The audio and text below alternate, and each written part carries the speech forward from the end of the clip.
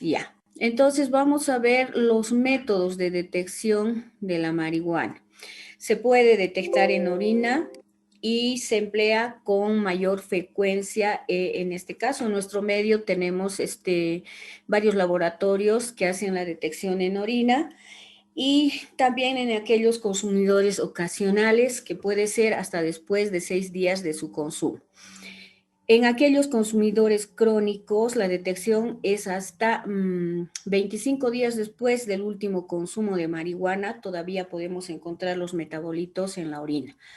De hecho, cuando hay pacientes que niegan, ¿no es cierto? Y la familia también no colabora, hace negación a esta situación, entonces uno de los métodos con los que contamos es detectar los metabolitos de la marihuana en orina a los 25 días. En sangre solo vamos a detectar cuando hay una intoxicación aguda, porque las detecciones en sangre son prácticamente indetectables después de 22 horas de haberse producido la inhalación, ¿no? Y la detección en saliva se puede también de la tetrahidrocannabinol en mucosa oral hasta 12 horas después del último contacto con la droga. En muchos países se puede realizar la detección en muestras de sudor, cabellos, uñas, cosa que todavía en nuestro medio no hay, ¿no? En nuestro medio contamos con laboratorios que solo van a detectar en orina y en sangre. ¿Cuáles son los signos y síntomas que vamos a ver en los pacientes que tienen intoxicación por marihuana? Principalmente la inyección conjuntival, el aumento de apetito, la sequedad de boca y la taquicardia, ¿no es cierto? Esos son los síntomas que nosotros vamos a poder detectar en nuestros pacientes. Obviamente los pacientes ya consumidores crónicos de marihuana saben, ¿no es cierto? Y entonces tienen lágrimas artificiales o tienen colirios descongestionantes, entonces que generalmente los van utilizando, de manera que los demás no se puedan dar cuenta. Y los efectos narcóticos en una intoxicación abarcan desde la relajación, somnolencia, la euforia leve, y el hecho de que presenten síntomas y signos rápidos y predecibles, como el hecho de que aumente el apetito, ¿no es cierto? Entonces también hay otros efectos más lentos y otros efectos menos predecibles. Entonces en los pacientes consumidores tenemos que tener en cuenta también estas dos situaciones, que hay síntomas más rápidos y síntomas más lentos. Algunos que ya vamos a predecir, como el hecho de que aquellos fumadores crónicos, después de haber ingerido la droga, después de las 6 horas a las que podemos ver en la cantidad mayor en plasma, entonces vamos a ver, mejor dicho, en el organismo, vamos a ver que estas personas tienen un incremento del apetito, ¿no? Y el hecho de las alteraciones sensoperceptivas, sobre todo que a nosotros nos interesa, y por lo cual les decía, están llenas las instituciones psiquiátricas de pacientes que han llegado a estos cuadros crónicos por los cuadros psicóticos, las alucinaciones visuales, auditivas, las gustativas y la despersonalización, el sentir que no están dentro de su cuerpo y que están ocupando el lugar de otra persona. Esos son síntomas psicóticos, alteraciones sensoperceptivas. Otros efectos más graves y por los cuales nosotros atendemos a estos pacientes y no solo en la atención primaria, como todo lo que hemos visto hasta ahora, ustedes podrían detectar signos, determinar qué pacientes han podido o son consumidores, teniendo en cuenta sobre todo la entrevista, ¿no es cierto? La entrevista a ellos, a los padres, cuáles son los factores de riesgo en la familia, cuáles los factores de protección, tanto en el paciente como en la familia.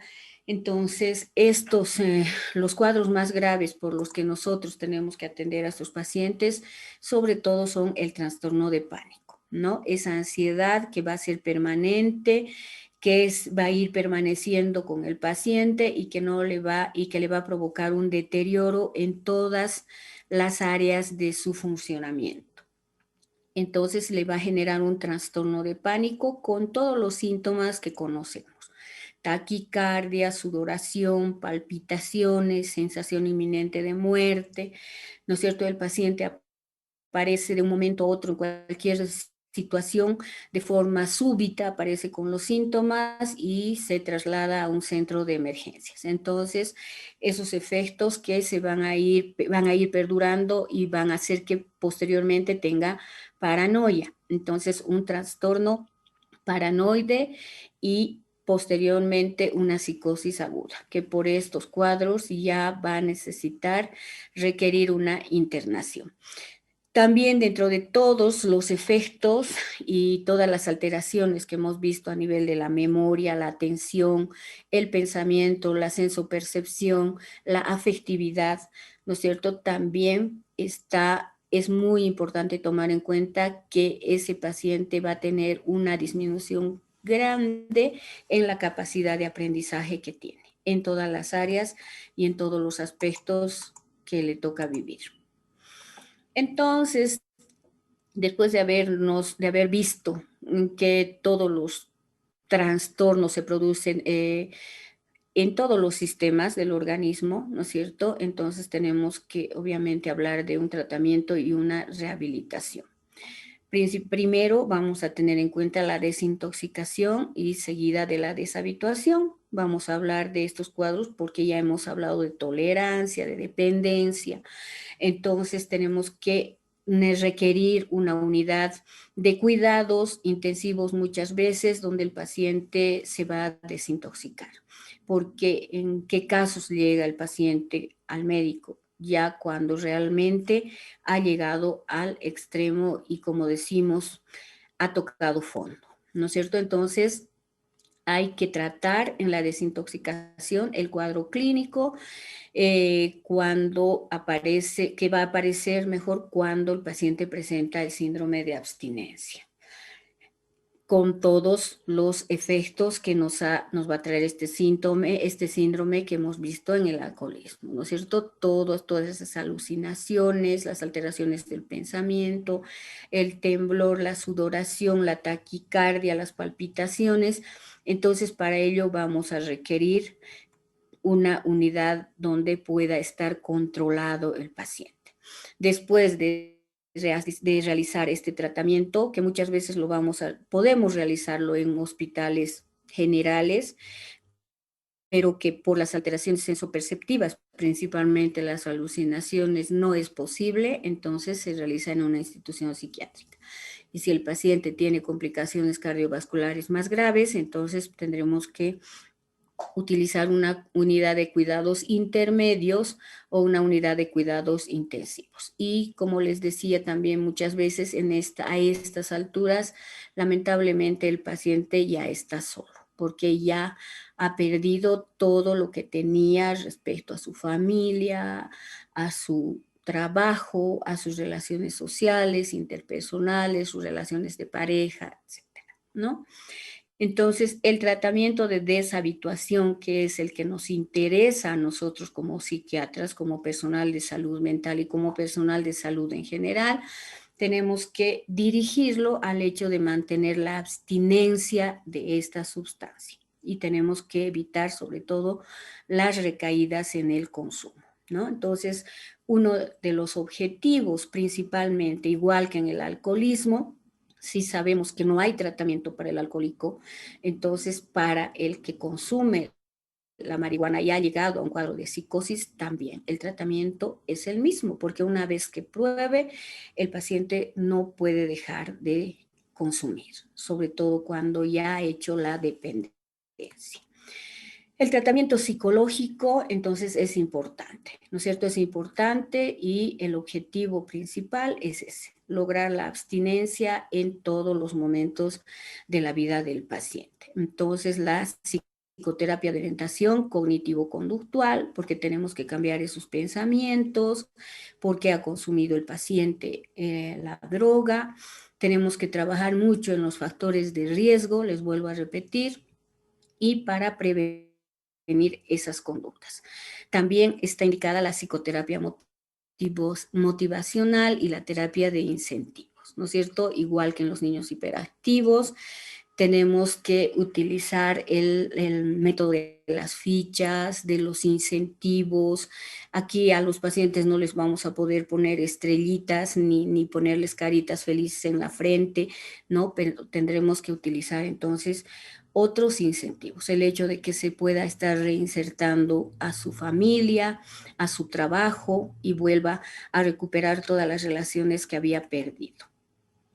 Y los programas de prevención que son tan importantes y que lamentablemente este año no han sido posibles, ¿no es cierto? O no se han difundido de la manera en que se hace cada año por los medios de comunicación, por todo el problema de la pandemia que hemos vivido. Entonces, pues tenemos que volver a retomar esa situación. Por eso es importante que cada gobierno elabore un programa, sea el gobierno que sea, tiene que elaborar un programa de prevención. Pero lamentablemente en la situación que estamos viviendo ahora y el gobierno que nos está tocando, que más bien parecería que favorece a las drogas, entonces parece que va a ser un poco difícil. Pero nosotros no debemos bajar los brazos como personal de salud. Ustedes que son el futuro. Entonces tenemos que esos programas de prevención, hacer que estén diseñados para que se puedan reforzar o realzar los factores de protección y reducir esos factores de riesgo que se conocen tanto en la persona como en la familia, ¿no? También estos programas de prevención van a estar dirigidos y orientados a las escuelas, sobre todo, teniendo en cuenta que en los últimos años cada vez el consumo se produce a menor edad.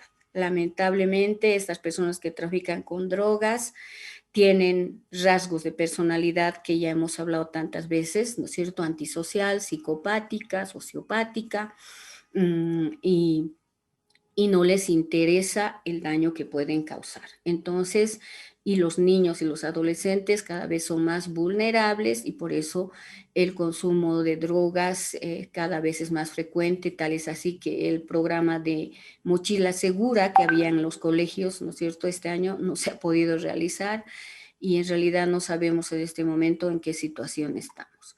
También los programas de prevención, obviamente, que tienen que ir dirigidos a la casa, a las actividades laborales y lograr que haya un mejor relacionamiento o vínculos familiares estables.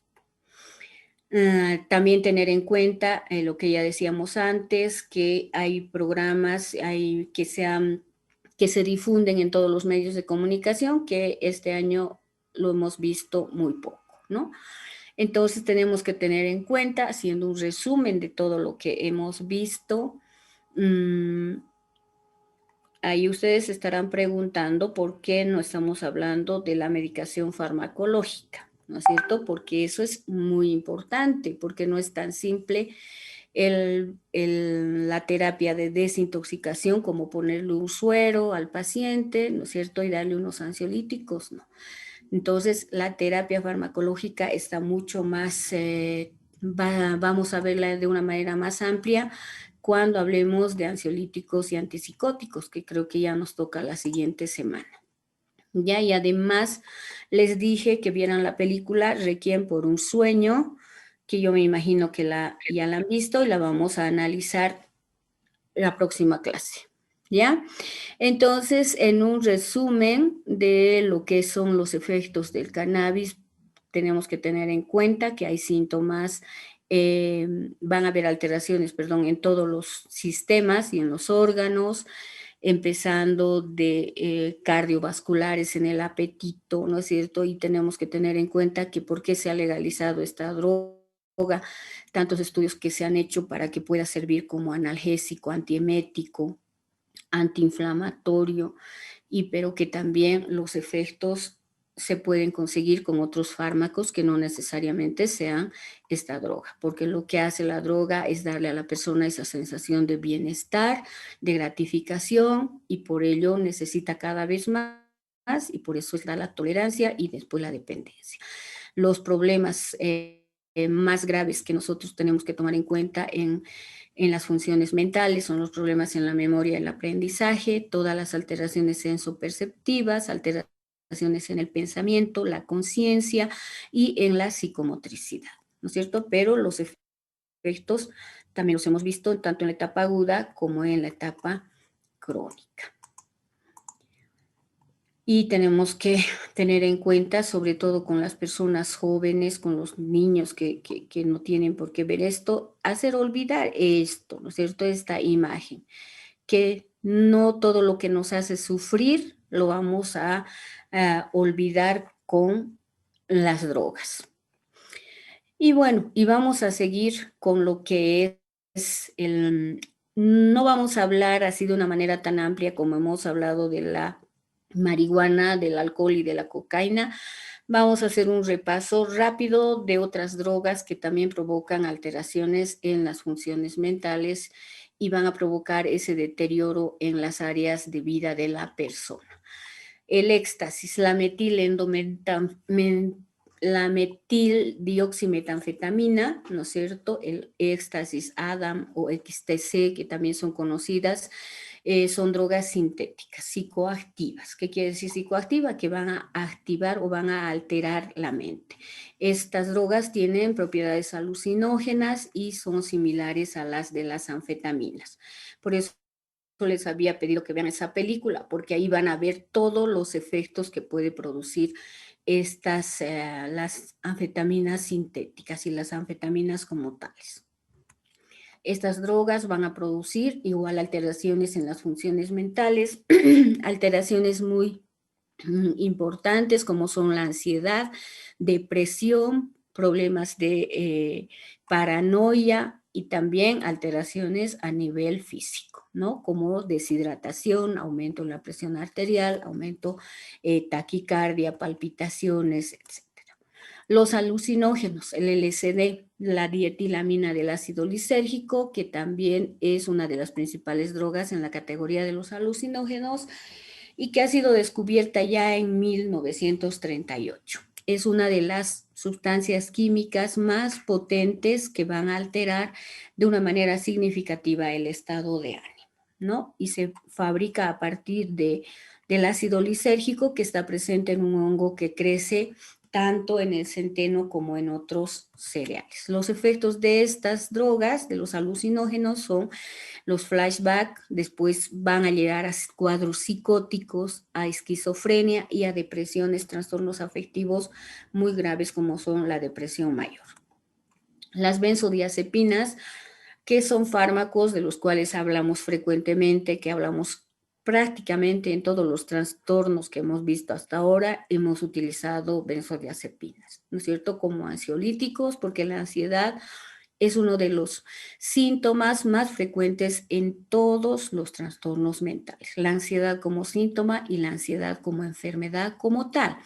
Entonces, las benzodiazepinas son ansiolíticos, se utilizan en el tratamiento de la ansiedad, pero que tienen la capacidad de desarrollar dependencia, ¿no? Por eso es que no olviden, y esto tienen que recordar siempre, que las benzodiazepinas están prácticamente contraindicadas en los niños, en los adolescentes y en los jóvenes, que son los que tienen mayor sensibilidad a desarrollar dependencia. Por eso, si vamos a utilizar benzodiazepinas en personas jóvenes, tiene que ser de una manera muy controlada. Lo mismo en las personas mayores, pero hay algunas situaciones que es mejor tratarlas con ansiolíticos y lograr una buena calidad de vida en las personas y podemos hacerlo. A partir de los 60 años, 55 años, ya podemos utilizar las benzodiazepinas, obviamente en dosis terapéuticas.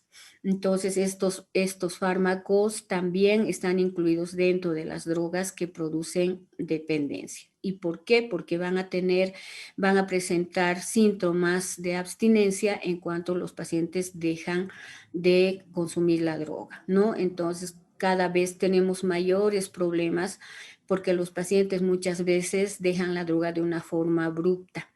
Si estamos haciendo un tratamiento trastornos del sueño, por ejemplo, porque no se olviden que las benzodiazepinas tienen varias propiedades. Quienes están ahí despiertos y presentes en la clase. ¿Cuáles son las propiedades de las benzodiazepinas?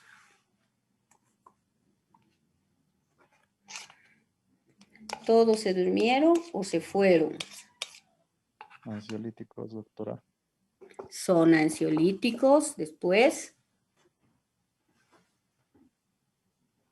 Antidepresivos. Doctora, también pueden actuar como sedantes y en algunos casos como anticonvulsivantes. Ya, muy bien. También podrían ser antiepilépticos. Amnésicos y muy relajantes a la vez. Sí, muy bien. Tienen todas esas propiedades, ¿no es cierto? Son miorelajantes, son ansiolíticas, son hipnóticas, inductoras del sueño, tranquilizantes menores, ya hemos dicho ansiolíticos, anticonvulsivantes también. Entonces tienen varias propiedades, por eso es que las benzodiazepinas se utilizan no solo en psiquiatría, no solo en neurología, se utilizan hasta los gastroenterólogos en aquellas gastritis o esas úlceras por estrés donde el paciente no puede controlar su ansiedad, entonces utilizan. Los ginecólogos lo mismo, los obstetras también, en la depresión postparto, esa ansiedad tan grande que presenta la madre puérpera también. Entonces, prácticamente en todas las especialidades se utilizan las benzodiazepinas. Entonces, es importante saber hacer un uso racional de estas, ¿no? Entonces, han visto ustedes que tienen tantas propiedades y por eso decimos dosis terapéuticas. Las dosis que necesitamos, si el neurólogo o el traumatólogo o el reumatólogo en la fibromialgia necesita una relajación para su paciente, pues le dará en dosis mínimas, ¿no es cierto? De acuerdo a la necesidad de nuestro paciente, tenemos que utilizar las drogas. Lo mismo en el trastorno de ansiedad generalizada o en el trastorno de pánico. Si es un trastorno de ansiedad, entonces sí debemos utilizar ansiolíticos a dosis plenas, pero con un control permanente. Por eso es que estas drogas están dentro de aquellas drogas que generan dependencia, porque van a presentar, una vez que se suspenda la droga, si no se ha hecho un control adecuado, la persona o el paciente va a presentar insomnio, irritabilidad, náuseas, dolor de cabeza, tensión muscular, todo lo que tiene o todos los síntomas que se presentan en un síndrome de abstinencia. Lo más frecuente y que vemos en la práctica diaria es el insomnio. Muchas veces se utilizan las benzodiazepinas como hipnóticos y una vez que se suspende el tratamiento, entonces el paciente tiene un insomnio terrible. No saben lo difícil que es tratar estos síndromes de abstinencia y lograr que el paciente vaya dejando la medicación, ¿no? Porque muchas veces no hacen el control necesario y sobre todo en pacientes jóvenes que les decía. Entonces, un paciente que ha tomado 15 años de benzodiazepinas y una vez que se empieza o se quiere hacer la deshabituación ya pues en terapia, en una unidad de terapia, tiene que serla porque el paciente va a presentar estos síntomas tan graves como son las palpitaciones, incluso arritmias, irritabilidad marcada y hasta síntomas psicóticos. Entonces, es importante la dosificación que hagamos, por eso está dentro de las drogas adictivas, ¿no? Que son, en este cuadrito podemos ver todo lo que utilizamos también va a presentar efectos secundarios. Utilizamos como relajante muscular y también va a producir una relajación muscular en casos en que deje somnolencia, excitabilidad, agresividad, náuseas, confusión, incluso alteraciones de la conciencia. Entonces, las benzodiazepinas las vamos a ver de una manera también en una clase aparte, porque me interesa mucho que sepan lo que son los ansiolíticos, los antidepresivos y los antipsicóticos, para que no me hagan quedar mal y cuando estén haciendo internado digan nunca nos enseñaron. ¿no? Porque estos fármacos son los que se utilizan con mucha frecuencia, sobre todo en pacientes clínicos. Las benzodiazepinas van a utilizar en todas las especialidades. Los antipsicóticos incluso van a tener que utilizar en aquellos pacientes ancianos, en aquellos pacientes que tienen globo vesical, que están con una excitación psicomotora por esa situación, en los cuadros de demencia y la depresión, ni qué decir, ¿no es cierto? Es un problema de todos los días, de tantas personas en todo momento, entonces es importante conocer los fármacos. Los inhalantes son otras drogas, ¿no es cierto?, que son vapores químicos que producen efectos psicoactivos también.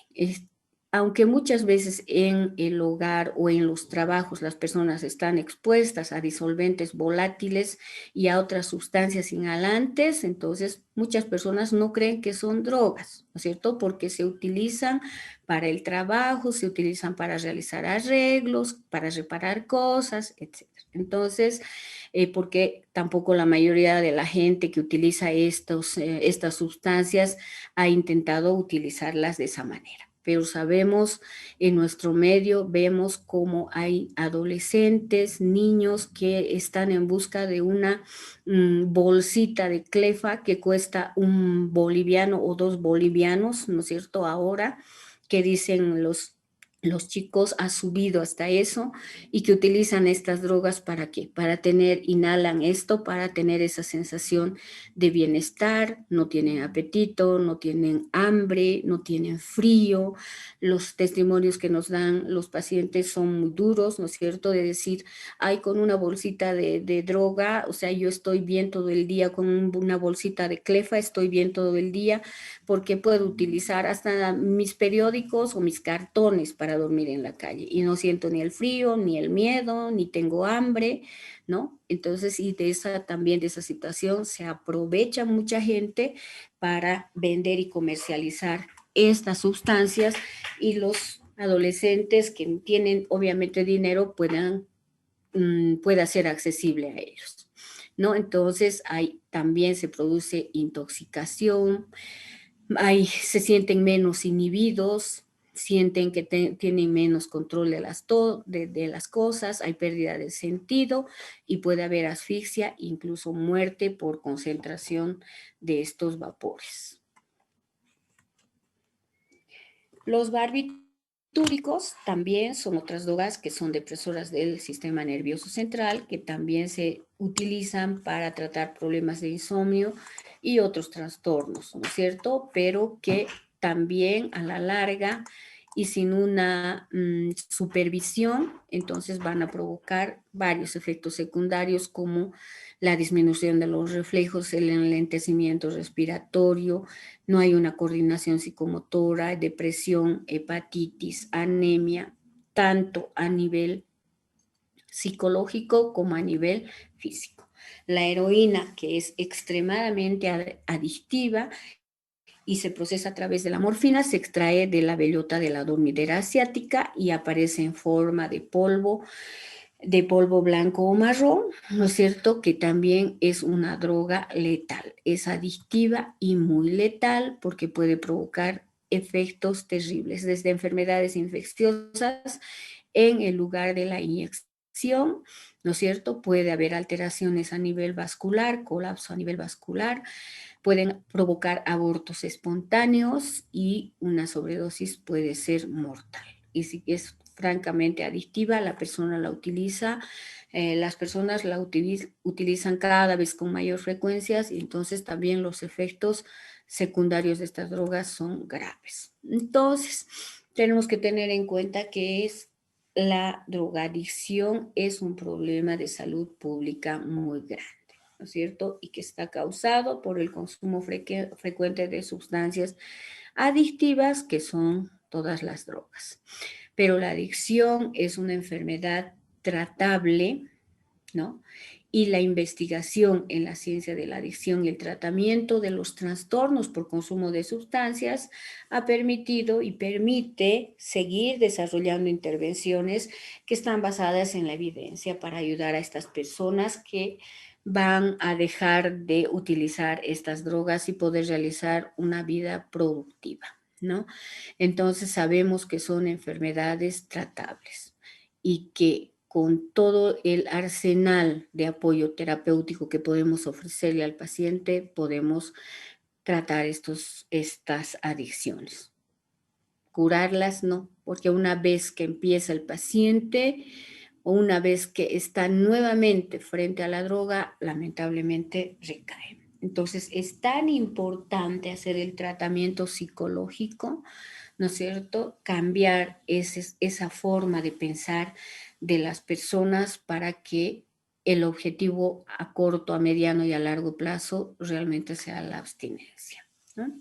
Entonces, hemos visto ya que la desintoxicación, la estabilización, la deshabituación se va a administrar a las personas que sufren síntomas de privación tras el consumo prolongado de las drogas, ¿no? Entonces, tenemos que ofrecerle un proceso de atención médica y farmacoterapia para lograr que esta persona pueda funcionar de una manera adecuada.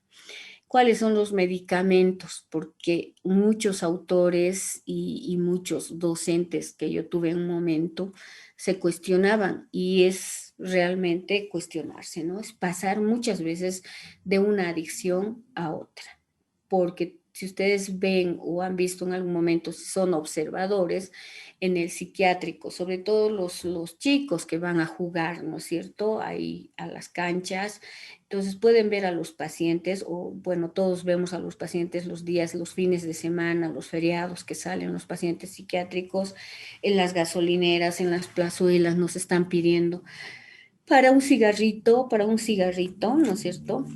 Porque realmente muchos pacientes entonces cambian de una sustancia a otra.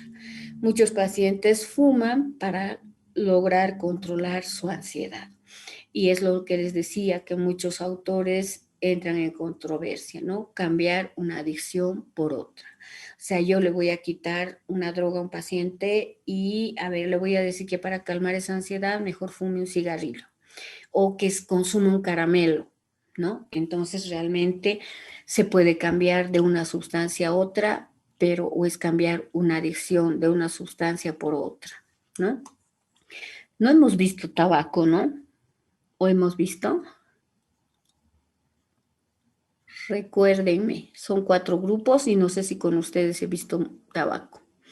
Pero bueno, la adicción, si no hemos visto, voy a revisar y para la adicción al tabaco se tiene que utilizar en todos los casos igual antidepresivos, ¿no es cierto? Antidepresivos que vayan haciendo que el paciente deje la sustancia que está consumiendo. En el tabaco, por ejemplo, las terapias de reemplazo de la nicotina que pueden ser en parches, inhalador o chicle, pero todo se puede realizar, todas estas terapias o todos estos tratamientos, pero sin embargo, si el paciente no tiene conciencia de que tiene que dejar esa sustancia o que está enfermo, entonces no lo vamos a lograr, ¿no? Podemos utilizar todo lo que queramos durante los años que queramos, si el paciente persiste en su idea de que, yo lo dejo cuando quiero, entonces no lo va a lograr. Entonces podemos utilizar el bupropión también como antidepresivo, ¿no es cierto? Porque estas personas que dejan las sustancias a la larga se vuelven ansiosas y depresivas. A los opiáceos lo mismo con la metadona, la buprenorfina, que no tenemos muchos de estos medicamentos en nuestro medio, pero sí podemos conseguirlos en Santa Cruz, La Paz. La naltrexona tenemos acá. La adicción al alcohol y a las drogas, la naltrexona, el disulfiram, que antes utilizaba mucho, tal vez ustedes ya no han escuchado hablar del antabús, ¿no es cierto? Que es un medicamento que compite con una enzima del citocromo P450 en el hígado y por eso es que ese receptor, cada vez que la persona tomaba alcohol, la familia le daba el antabús a su familiar alcohólico, ¿no? Y si él tomaba, entonces al competir con esa enzima en ese receptor, entonces se producían todos los síntomas de intoxicación, náuseas, taquicardia, vómitos, sensación de muerte incluso, ¿no es cierto? Entonces el paciente decía, me ha hecho mal el alcohol, ¿cierto? Entonces, antes se hacían el tratamiento pues, prácticamente empírico en las familias, ¿no es cierto? Este era un medicamento de venta libre y podían comprar, hasta que en algunos casos realmente muchos pacientes han tenido que llegar a una terapia intensiva porque realmente los efectos son graves, ¿no? Ahora creo que ya no hay el disulfiram porque muchas veces me han preguntado y yo decía, y no hay. Y el acamprosato también es otro fármaco que se puede utilizar.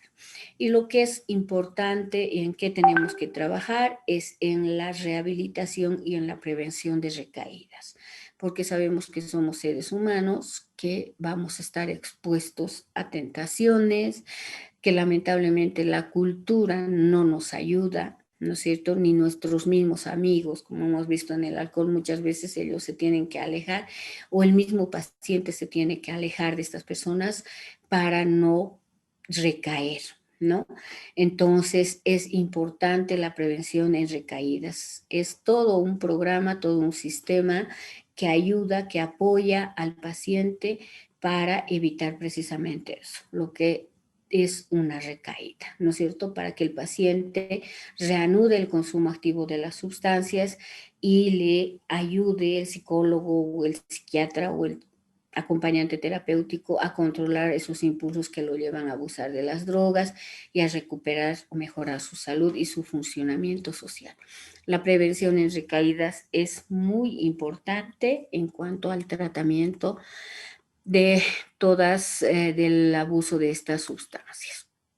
Hay programas que se realizan en residencias adecuadas, que en nuestro medio todavía no contamos con ello, ¿no es cierto? Una rehabilitación residencial que puede durar hasta 90 días en una comunidad terapéutica de 3 meses a un año, en un programa de orientación para la abstinencia en régimen ambulatorio, que ese sí va a durar más días, ¿no es cierto? Y hay que lograr que el paciente no se canse. Por eso se llama programa para evitar y prevenir las recaídas. Ya, aquí vamos a quedar porque si no, esto ya se va a cortar. Entonces nos vemos mañana. Para mañana, por favor, la película, los que Doctora, han visto. ¿Sí? ¿nos podría repetir qué película? Requiem por un sueño. Gracias. ¿Ya? Listo. Nos vemos mañana entonces. Hasta luego. Hasta mañana. Hasta mañana, doctora. Chao, hasta luego.